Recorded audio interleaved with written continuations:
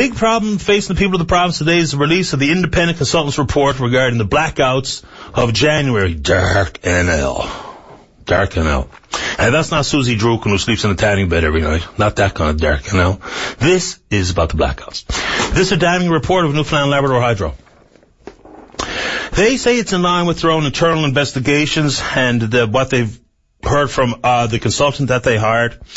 They say that they're taking all best practices into consideration to ensure what Liberty says is unacceptable level of potential of these types of blackouts between now and 2017.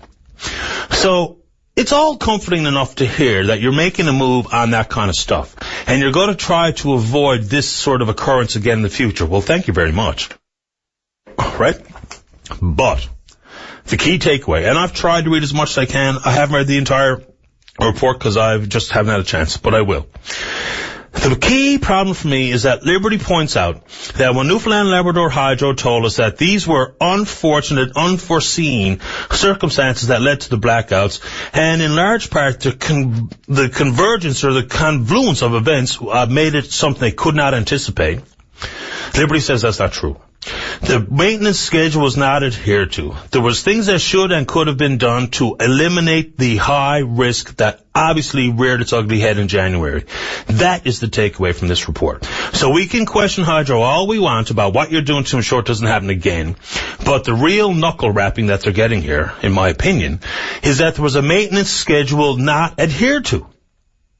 That is the problem. What's the justification for it? How do we wrap our minds around any of the communications, effort, or messaging that they're putting forward? The problem is clear. There were things that should and could have been done to eliminate or to virtually eliminate the risk that led to us being cold and in the dark. That's the takeaway.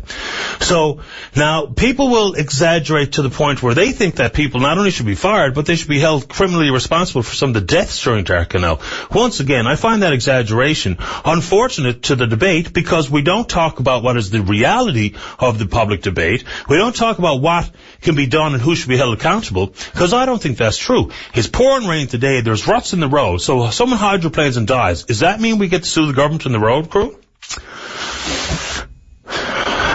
I feel terrible about some of those tragic stories through that. But the story here is what could have been done to prevent the power going out. And they say, public confidence in the system. And they will do a better job communicating with the customers about when and if this happens again. Your number one role, you say it's safety, and that's true. We never want anyone to be hurt on the job or suffer an injury or death because of any issues that come from your service. But your number one role is to keep the power on. Right? We want you to be safe, but we want the power on when we flick the switch. So if there's things you should and could have done, increasing the capital budget from here on and moving on, that's terrific. But the real hard question is, how did we arrive in that darkness situation? The maintenance was not done. That's the problem.